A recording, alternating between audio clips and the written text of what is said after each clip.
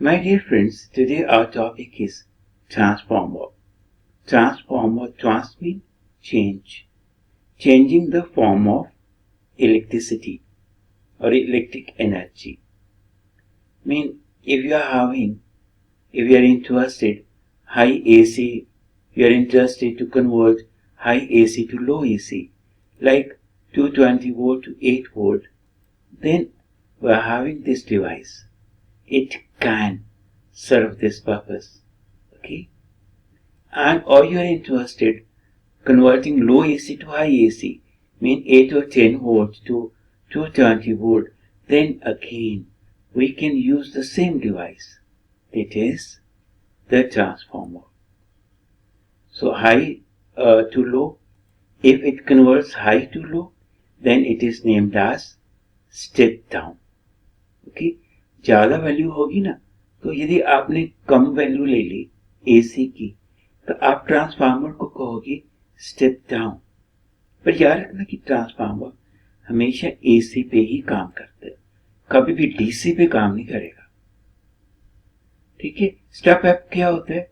आपके पास लो AC है, आपने हाई कर दी, तो क्या होगा? Step up transformer, very simple. Step up mean low AC to high AC, step down mean high AC to low AC. Okay. The step down and step up, there are two types of the transformers, down and here it is up. Okay. Now what is the principle? Transformer is based on the principle of mutual induction. And what we mean by mutual induction, whenever amount of magnetic flux linked with a coil changes, mean primary coil, then an EMF is induced in the secondary coil, mean neighboring coil. What we mean by this principle, just be with me for the next. What is the principle? Try to understand. Okay? Thank you. Mutual induction होता है कि जैसे आपने AC लगा दिया, AC तो क्या होगा, कंटिन्यूसली वो तो बदल, एसी में एक इंस्टेंट में पॉजिटिव नेगेटिव है, अगले इंस्टेंट में यहाँ माइनस यहाँ प्लस, फिर यहाँ प्लस, ये बदलता जाएगा, जितनी फ्रीक्वेंसी होगी उसी के हिसाब से। जब एसी बदलता बड़ी फास्टली, तो वो ये उसके साथ क्या होगा, करंट होगा, तो करंट भी बदलेगा, क्योंकि ये ईएमएफ वोल्टेज बदल रही है ना इतनी फास्ट, तो करंट भी इतनी फास्ट बदलेगा। इतना फास्ट करंट बदलेगा तो मैग्नेटिक फ्लक्स जो होगा वो बदलेगा उतना फास्ट। जब वो बदलेगा तो इसमें सेल्फ इंडक्शन भी होगा। और यदि इसके साथ आपने एक और कॉइल रख दी, उस कॉइल का कोई कनेक्शन नहीं है, कोई इसका जोड़ इसके साथ नहीं दिया हुआ है, ये बिल्कुल आइसोलेटेड कॉइल है इससे, पर इसके एनवायरनमेंट में क्या हो रहा है, ये जो इसका फ्लक्स है वो इसमें भी बदल रहा है। तो इसका फ्लक्स जब इसमें बदल रहा है तो इसमें इंड्यूस ईएमएफ बन जाना है, इसमें भी इंड्यूस वोल्टेज बन जानी है। अब देखो इस कॉइल का कोई कनेक्शन नहीं था, इसके नेबरिंग में वैसे ही रखी थी, पर इसके अंदर भी फ्लक्स बदल रहा था इसके कारण, तो इसमें क्या हुआ, इंड्यूस ईएमएफ बन गया। पर वो तब तक रहेगा जब तक एसी रहेगी, है ना, क्योंकि एसी लगातार बदलती है, तो इंड्यूस ईएमएफ बनेगा। तो इसे कहते हैं म्यूचुअल इंडक्शन। म्यूचुअल का मतलब एक का इफेक्ट ना दूसरे पे। सेल्फ इंडक्शन होता है अपने आप में इफेक्ट, अपने अंदर इफेक्ट। म्यूचुअल होता है दूसरे पे इफेक्ट। अब ये दूसरे पे हुआ, दूसरी कॉइल में, तो this is named as mutual induction. Dear friends, this is step up transformer. You know how? Because in the primary there are very small number of turns, and in the secondary there are large number of turns, and this one is iron core, mean the iron straps. Okay, because why the iron is used, soft iron is used, soft iron laminated core, because soft iron is very good for magnetic line of forces. Okay, it's very good for magnetic field. And why it is laminated? To reduce the eddy current, because the current which is induced in the core itself, it is wasted. It is not in use. So to reduce the eddy current, we use laminated iron cores. Okay, step up because primary turns are less and secondary turns they are more. Now coming here, the primary turns are more. Now one thing again, in the step up, because the secondary voltage it is higher than the primary, is a step up. Primary voltage is low, secondary voltage is always high. When the secondary voltage is step up, then naturally the current goes down. When the current goes down, you can use the secondary as a thin wire as compared to the primary thickness, primary windings. ठीक है, जो step up होता है ना, उसमें primary की voltage कम होती है, सेकेंडरी की ज़्यादा होती है. जब सेकेंडरी की वोल्टेज को तो वो अप कर रहा है, पर ये ना ट्रांसफार्मर है ना, ट्रांसफॉर्म कर रहा है इलेक्ट्रिक एनर्जी को. इलेक्ट्रिक एनर्जी बना तो सकता नहीं. तो आप देखो कि आप कहो कि देखो मैंने यहाँ 10 वोल्ट दी है, यहाँ से मुझे 100 वोल्ट मिल गई सपोज, है ना. तो आप कहोगे कि 100 वोल्ट ज़्यादा वोल्टेज कहाँ से आ गई, इसने बनाई तो है नहीं. ठीक है, इसने नहीं बनाई ना, पर दे तो रहा है 100, पर वो उसने अप किया कहाँ से, उसने एक्चुअली ना करंट को डाउन कर दिया है. तो जब भी वोल्टेज अप होती है करंट डाउन होता है. जब करंट डाउन हो जाता है तो आप पतली तार यूज़ कर सकते हो प्राइमरी के कंपैरिजन में. तो this is our step down transformer. Why it is step down? How it is step down? Because primary windings, primary number of windings, they are more. They as compared to secondary windings, they are very less. And here voltage goes down. When the voltage goes down, current goes up. When current goes up, you have to use this thickness. This thickness should be high. Thickness of the secondary winding. It should be high as compared to the primary winding thickness. Thickness of the primary wire. Mean ये क्या कर रहा है, down कर रहा है ना voltage. यहाँ पे आपने ज़्यादा वोल्टेज दी, यहाँ कम हो गई, तो कम वोल्टेज होगी तो ये ट्रांसफार्मर वोल्टेज को खा थोड़ा जाएगा. कहाँ घुमा दी उसने कहीं नहीं घुमाई.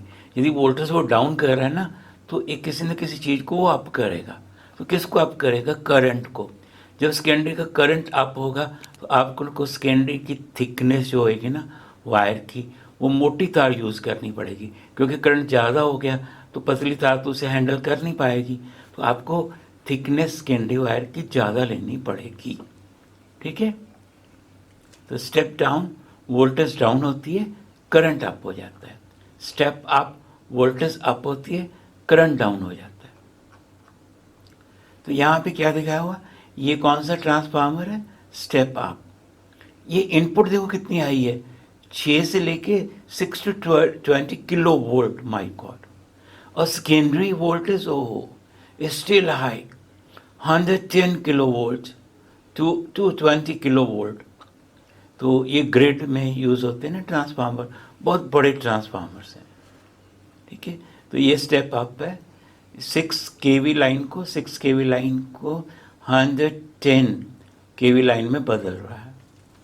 110 to 220 किलो वोल्ट में बदल रहा है उसको. ओके. तो this is again step up. यहाँ पे आप एक नोट करोगे, ये 1000 वोल्ट हम प्राइमरी को दे रहे हैं, सेकेंडरी में वोल्टेज कितनी आ रही है, 5000. Voltage going up.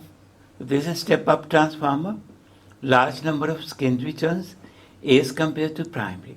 One thing you note down, what is the ratio of primary and secondary turns? Secondary 100, primary turns are 20. 100 upon 20, it is 5. What is the ratio of the voltage? 5000 divided by 1000. Again it is 5. So जो turns की ratio है ना 100 upon 20, वही voltage की ratio है 5000 upon 1000. This is very important point to remember. Again, this is a step-down transformer. More turns primary, less turns in the secondary. Okay. Again, it is step-down transformer, but one question for you. The ratio of turns it is given, and here AC voltage 230, and what will be the voltage across the secondary coil. And then, when we are talking about transformer, it is assumed that there is no loss. If there is no loss, input energy always remain equals to the output energy. Very important point. Input energy, input electrical energy I mean to say voltage multiplied by current. It remains equals to the energy across the secondary voltage into the secondary current. And one thing which is again important, transformer always work on AC, never on DC, because electromagnetic induction law is the change in flux. Change in flux means change in current. Change in current means AC. If current is constant, no induced EMF there is no induced EMF across the secondary. Okay.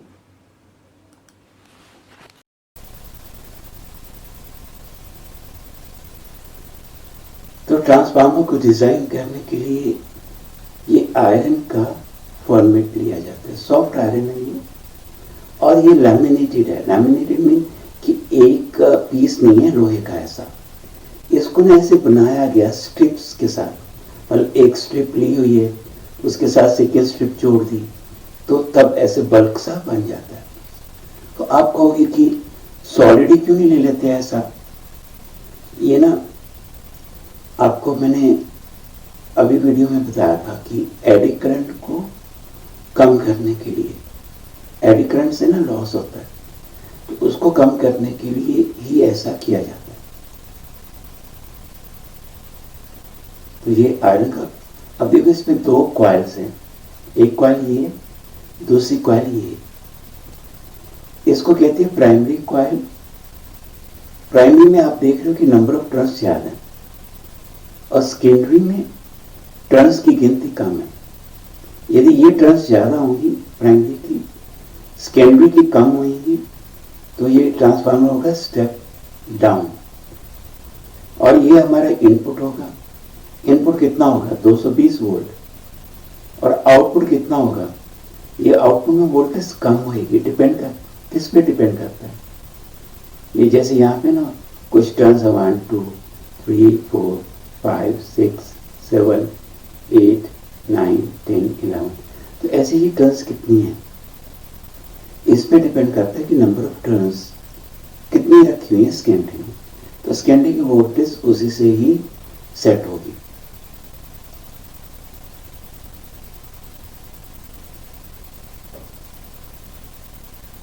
तो ये primary coil है,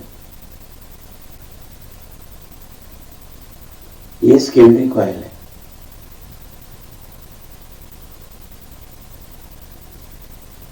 तो primary को AC से जोड़ा हुआ और secondary के साथ लोड लगा हुआ।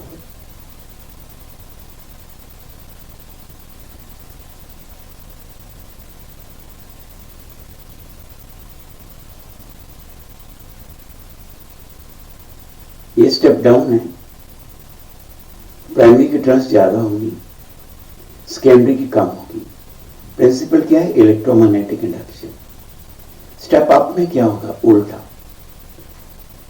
यहां पे सेकेंडरी की टर्न्स ज्यादा होंगी, प्राइमरी की कम होंगी। तो ये ट्रांसफार्मर कौन सा है? स्टेप डाउन, क्योंकि सेकेंडरी की टर्न्स कम है। और याद रखना कि ट्रांसफार्मर हमेशा किस पे काम करता है? एसी पे। क्यों? क्योंकि एसी कंटिन्यूसली ना चेंज होता है। जैसे ये कंटिन्यूसली एसी की वोल्टेज बदल रही है, तो क्या होगा? वोल्टेज के बदलने से जो मैग्नेटिक फील्ड बनेगी ना यहाँ पे इस फॉर्मेट में, जो मैग्नेटिक फील्ड बनेगी वो भी बदलेगी, क्योंकि करंट बदल रहा है। क्योंकि मैग्नेटिक फील्ड कौन बनाता है? करंट। अब जब करंट आपका बदलता जाएगा मैग्नीट्यूड में भी, डायरेक्शन में भी, इसका मतलब कि जो मैग्नेटिक फील्ड है वो बदलती जाएगी। यदि मैग्नेटिक फील्ड चेंज होती गई तो इलेक्ट्रोमैग्नेटिक इंडक्शन का प्रिंसिपल ये कहता है कि तब induce EMF, induce voltage, induce current बन जाता है। तो इस कॉइल में बनेगा induce voltage and induce current. क्यों बनेगा? क्योंकि मैग्नेटिक फील्ड बदल रही है। मैग्नेटिक फील्ड को कौन चेंज कर रहा है? ये वाला एसी करंट। तो सेकेंडरी में क्या बनेगी? Induce voltage. वो किस तरह की होगी? वो भी वैसी होगी जैसी ये है नेचर में, पर यदि स्टेप डाउन है तो उसकी वैल्यू कम होगी। मतलब वोल्टेज थोड़ी होगी पर वो वोल्टेज भी वैसी होगी जो कभी इंक्रीज करेगी, डिक्रीज करेगी और डायरेक्शन भी बदलेगी। तो मैं अभी आपको बताऊंगा, जब एसी को ऑन करते हैं ना तो इलेक्ट्रॉन चलना शुरू करते हैं। तो इलेक्ट्रॉन एकदम बढ़ते जाएंगे, फिर कम होते जाएंगे। फिर यदि वो इलेक्ट्रॉन ऐसे चल रहे हैं फिर उल्टा चलने शुरू हो जाएंगे। क्यों? क्योंकि करंट का डायरेक्शन भी बदलता है ना, इसलिए। तो आप अच्छे से देखो एनिमेशन को कि इलेक्ट्रॉन कैसे चलते हैं, कैसे कम होते हैं और ज्यादा होते हैं, और कैसे अपनी डायरेक्शन बदल लेते हैं। उसको कहते हैं एसी।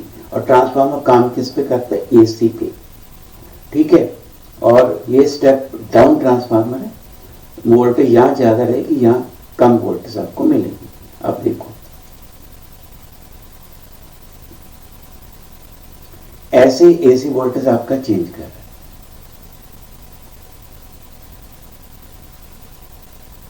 ये देखो इलेक्ट्रॉन कैसे ज्यादा कम हो रहे हैं। अब देखो डायरेक्शन बदलेंगे अपनी, वो बदली डायरेक्शन। तो मैग्नेटिक फील्ड बन गई है। मैग्नेटिक फील्ड से देखो सेकेंडरी में करंट बन गया। वहां भी ऐसे ही इलेक्ट्रॉन कभी थोड़े, कभी ज्यादा, कभी डायरेक्शन बदल रहे हैं। ये कौन सा ट्रांसफार्मर है? Step down, secondary, primary, step down.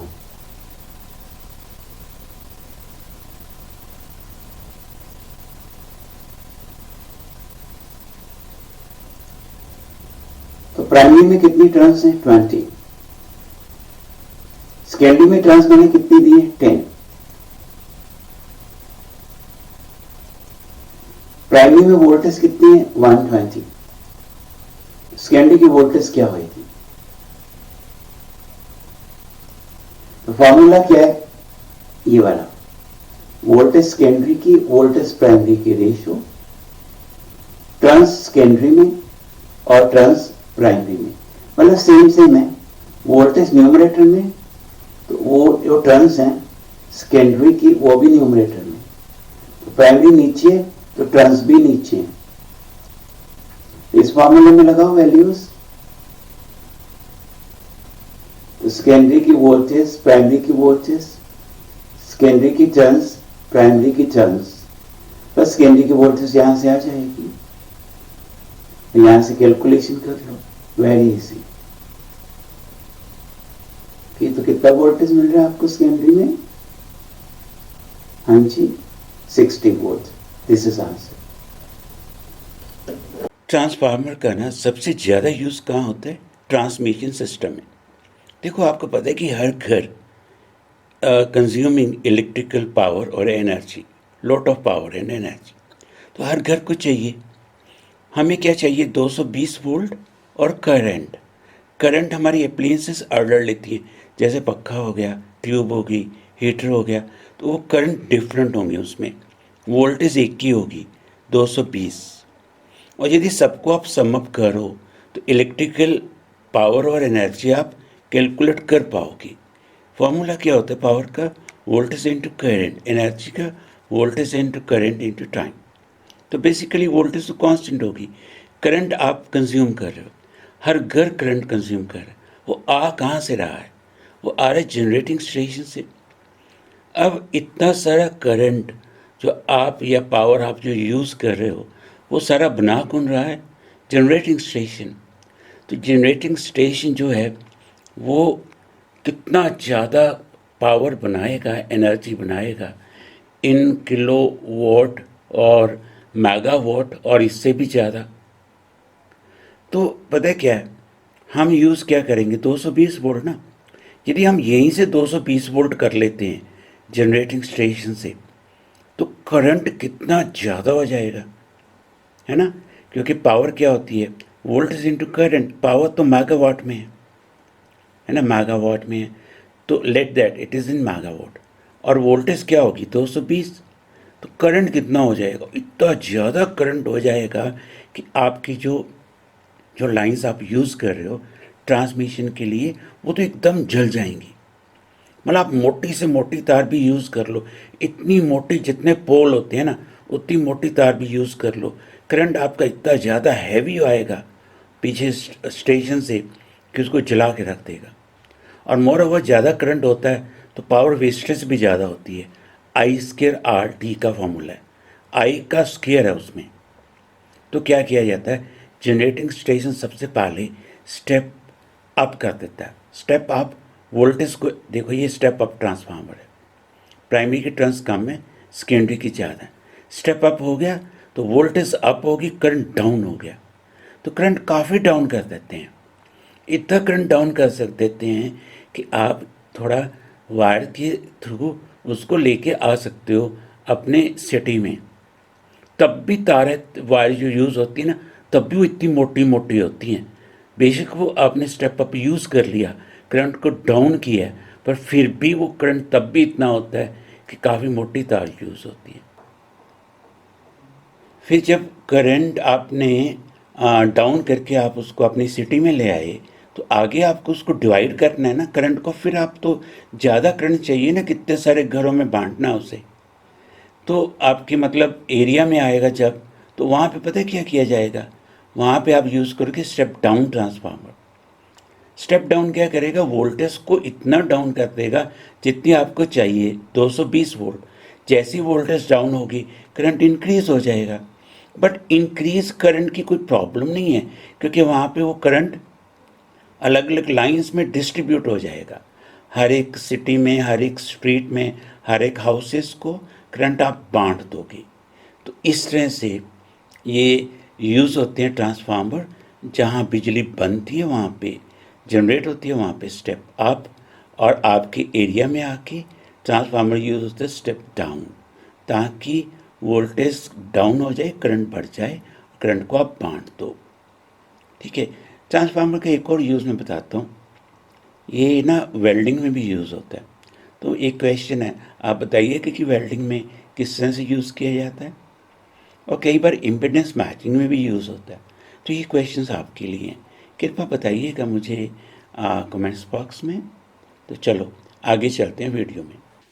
तो what is the theory of the transformer. This is a primary coil, AC is attached to the primary, and AC is represented mathematically with the sine function. Omega is here angular frequency, like the AC which is in our house is a frequency, is related with the 50 hertz. So omega is the angular frequency, okay, and this is AC, sinusoidal change. This is the peak value of the AC. It is A naught. Okay, this is the AC. As AC current, continuously it changes, and it is applied to the primary coil, and this changing current induces, changing magnetic flux phi b, where in the core of the transformer. This is the core, and this is a secondary coil. Now this is the core where the flux is changing continuously, because flux is, what is the source of flux? The AC current. So as AC current is gone changing, flux also changes continuously. Flux changes through the core, and secondary coil is with the core. So that means flux is also changing in the secondary coil. So core extends to secondary, induced EMF results in the secondary coil. So this is actually the principle of mutual induction. So induced EMF per turn of the primary and secondary, it will be the same. Induce it, so very important. If there is no loss, so whatever the induced EMF per turn of the primary coil, the same will be in the secondary coil. तो मैं in short में हिंदी में बता दूं क्या कहा कि AC को लगाया प्राइमरी के साथ. एसी क्या होती है? Continuously change. तो करंट के साथ क्या जुड़ा होता है? Magnetic field. यदि करंट बदलेगा तो मैग्नेटिक फील्ड बदलेगी. मैग्नेटिक फील्ड कहाँ बदल रही है? आयरन कोर में. सेकेंडरी कॉइल भी रैप हुई है कोर के साथ. तो इसका मतलब कि सेकेंडरी कॉइल के अंदर भी मैग्नेटिक फ्लक्स चेंज होगा. और ईएम इंडक्शन का प्रिंसिपल क्या है कि जब मैग्नेटिक फ्लक्स चेंज होगा कॉइल में, तो कॉइल में क्या बनेगा? इंड्यूस वोल्टेज और इंड्यूस करंट. और एक बात ध्यान रखना है कि जितना इंड्यूस ईएमएफ पर टर्न प्राइमरी में, वही पर टर्न सेकेंडरी में रहेगा. यदि इसमें कोई लॉसेस ना हुए तो, ये बात इंपॉर्टेंट है. No loss then. तो इंड्यूस ईएमएफ कितना होता है टोटल? ये इंड्यूस ईएमएफ है. आप कहोगे क्या होता है इंड्यूस ईएमएफ? अरे बाबा कुछ नहीं होता, वोल्टेज को ही कहते हैं. पर जो बनती है मैग्नेटिक फ्लक्स के चेंज होने से. और d∅dt क्या है? फ्लक्स का चेंज होना टाइम के साथ विद वन टर्न. और m क्या है? Number of turns. तो ये क्या हो गया? टोटल. सो प्राइमरी में कितना इंड्यूस ईएमएफ होगा? तो प्राइमरी की टर्न. सेकेंडरी में कितना होगा? ये देखो मैंने ये फैक्टर सेम रखा है प्राइमरी और सेकेंडरी में. क्यों? क्योंकि अभी बोला कि ट्रांसफार्मर में लॉसेस नहीं है, तो जितना ही होगा उतना ही होगा. तो बस इनको डिवाइड करो और आपको ये मिल जाएगा. Very important formula. एएस कितना होगा? ये है ना. तो एएस कितना होगा? ये फॉर्मूला आ रहा है. देखो this is very very important. ये फॉर्मूला पता क्या बताता है कि यदि ये वाली रेशियो 1 से ज़्यादा हुई तो देन ईएस ज़्यादा होगा ईपी से. यदि एनएस ज़्यादा होगा ना एनपी से, तो ईएस ज़्यादा होगा ईपी से. तो उसे क्या बोलेंगे? Step up transformer. तो ES greater than EP, it is step up transformer. और यदि एनएस कम हुआ एनपी से, तो ईएस कम हो जाएगा ईपी से, है ना. कि एनएस कम हो गया एनपी से, तो ईएस कम हो जाएगा ईपी से. तो उसे क्या बोलेंगे? Step down transformer. तो इस रेशियो को पता क्या कहते हैं? के. और इसको कहते हैं ट्रांसफॉर्मेशन रेशियो. तो अजम्पशंस क्या है कि कोई लॉस नहीं है, फ्लक्स कोई लीक नहीं होता, और कोई एडी करंट का लॉस नहीं है, रेजिस्टिव लॉस नहीं है. तब क्या होगा? Flux with one turn primary equals to flux with one turn of the secondary. और यदि ये लॉसेस ना हुए तो जितनी नो एनर्जी लॉस होगा तब then primary energy will be equal to secondary energy. Energy electricity में क्या होती है? Current into voltage. बस. तो प्राइमरी सेकेंडरी इक्वल. तो यहाँ से हम ये रेशियो ले लेते हैं. तो we are getting this formula. Very important. Step up में क्या होता है? के ग्रेटर देन 1 होता है ना. के ग्रेटर देन 1 होगा तो ईएस ज़्यादा हो जाता है ईपी से. तो यदि ईएस ज़्यादा हो जाएगा ईपी से, ये वाली रेशियो भी 1 से ज़्यादा होगी.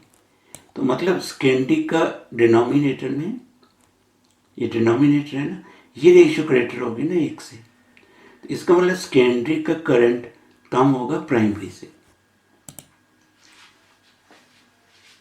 तो IS will be then IS. So this is greater than 1. That means IS or IP less than 1. That is IS less than IP. तो सेकेंडरी का करंट कम हो जाएगा।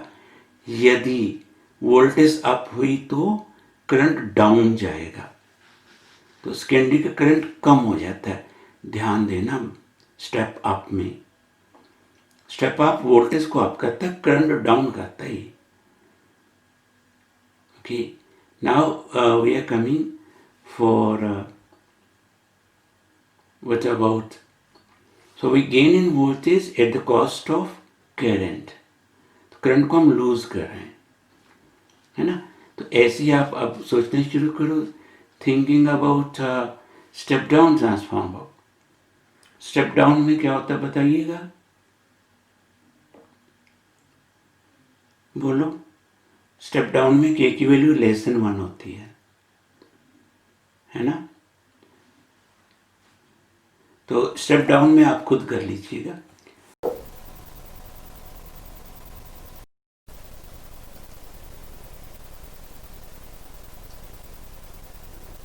तो प्यारे दोस्तों, आज हम ये देखेंगे कि ट्रांसफार्मर को किस तरह से डिज़ाइन किया जाता है। ओके, तो मैं जैसे जैसे इसको डिज़ाइन करने जा रहा हूँ, आपको थोड़ा बहुत साथ में एक्सप्लेन भी करता जाऊँगा कि ये कैसे है, ठीक है ना। तो ये है एक फ्रेम, तो ये है मेरे पास वायर। वायर का हमेशा एक नंबर होता है, कोटेड वायर होती है। कोटेड का मतलब जिसपे इंसुलेशन लगी होती है, तो इंसुलेटेड कॉपर वायर है। मतलब ये यदि टच भी होती है ना एक दूसरे के साथ, तो इलेक्ट्रिकल कनेक्शन नहीं बनता उसका, एक दूसरे से अलग ही रहती है। बेशक एक दूसरे के ऊपर वो चढ़ती जाएगी, एक दूसरे के ऊपर उसको हम वाउंड करते जाएंगे, पर इलेक्ट्रिकली वो कहीं भी कनेक्टेड नहीं होगी एक दूसरे से। ये देखो, हम पहले टर्न्स देने जा रहे हैं। तो यदि स्टेप डाउन ट्रांसफार्मर है आपका, तो प्राइमरी टर्न्स इसमें ना ज़्यादा होंगी। ये प्राइमरी टर्न्स में दे रहा हूँ, है ना। तो प्राइमरी टर्न्स मीन जिसको हम इनपुट देंगे। इनपुट कितनी होगी हमारी, 220 वोल्ट। तो मैंने प्राइमरी टर्न्स दे दिए, ठीक है। ये प्राइमरी मेरी टर्न्स पूरी होंगी। ये डिपेंड करता है आपकी कैलकुलेशन पे कि इसकी टर्न्स कितनी रखोगे, 1000 रखनी है, 1200 करनी है या कितनी करनी है ना, इट डिपेंड्स। तो ये मेरे पास अब दूसरी तार ले रहा हूँ मैं। ये तार मोटी है पहले से। मोटी क्यों? क्योंकि ये सेकेंडरी है, तो इसकी टर्न्स कम रखेंगे क्योंकि स्टेप डाउन है। तो स्टेप डाउन में वोल्टेज तो कम हो जाएगी। ये एक पेपर है और ये हीट मॉइस्चर का रेजिस्टेंट होना चाहिए। तो पेपर को लपेट देते हैं कि कॉइल, प्राइमरी कॉइल बिल्कुल इंसुलेटेड हो जाए, क्योंकि इसके ऊपर ही सेकेंडरी कॉइल जो है ना, दूसरी कॉइल को लपेटा जाएगा। तो एक वायर, एक कागज से और टेप से हम बिल्कुल प्राइमरी कॉइल को कवर कर देते हैं। अब देखो, बिल्कुल कवर हो गई है, कहीं से भी ये प्राइमरी कॉइल हमें दिखाई नहीं दे रही। अब हमने दूसरी तार लेनी है मोटी। नंबर ऑफ टर्न्स रखेंगे कम, क्यों? स्टेप डाउन है। स्टेप डाउन में वोल्टेज कम हो जाएगी पर करंट बढ़ जाएगा। तो करंट बढ़ेगा तो तार मोटी लेनी पड़ती है। ये तार काफी मोटी है और इसकी टर्न्स कम रखेंगे। 140 टर्न्स यहाँ लिखा हुआ है, तो डिपेंड करता है इस पे कि आपकी आउटपुट वोल्टेज कितनी होगी, है ना। तो पहले ही प्राइमरी की टर्न्स ज्यादा थी, सेकेंडरी की टर्न्स हमने कम दी है और मोटी तार यूज की है। ये भी इंसुलेटेड वायर है, एक दूसरे से टच हो रही है, बट इलेक्ट्रिकल कोई कनेक्शन नहीं है। तो हमने टोटल टर्न्स दे दी हैं इसकी। तो ये हमारी सेकेंडरी कॉइल बन गई है। तो एक अर्थिंग पॉइंट भी हमें दे देना चाहिए जरूर, यदि हो सकता है तो इस पर फिर हम एक heat and moisture resistant paper लपेट देते हैं। जैसे ये बिल्कुल वेल इंसुलेटेड हो जाए एनवायरनमेंट से, एनवायरनमेंट का कोई कनेक्शन ना रहे। तो प्राइमरी कॉइल होगी, सेकेंडरी कॉइल होगी। तो हम इनकी लीड्स अलग अलग कर लेते हैं। ये प्राइमरी की लीड्स हैं, है ना। और अब क्या है कि हमें यदि कनेक्शन देने हैं तो ये सेकेंडरी है, तो सेकेंडरी को भी हम सेकेंडरी पे भी हम लीड्स लगा देते हैं।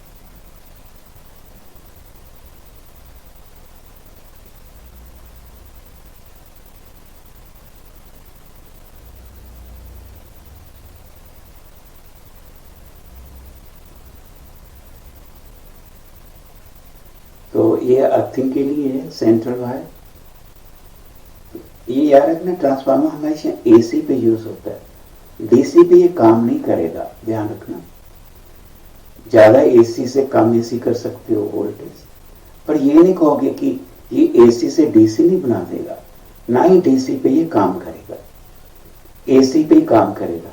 ट्रांसफार्मर हमेशा किस पे काम करते हैं? एसी पे। तो सेंट्रल अर्थिंग हो गई। और एंड वाली वायर्स क्या है? इनपुट के लिए, इनपुट और आउटपुट के लिए जो एंड वाली वायर्स हैं। तो एक तरफ हमारा प्राइमरी है, एक तरफ सेकेंडरी है। प्राइमरी के ऊपर ही सेकेंडरी को लपेटा हुआ है,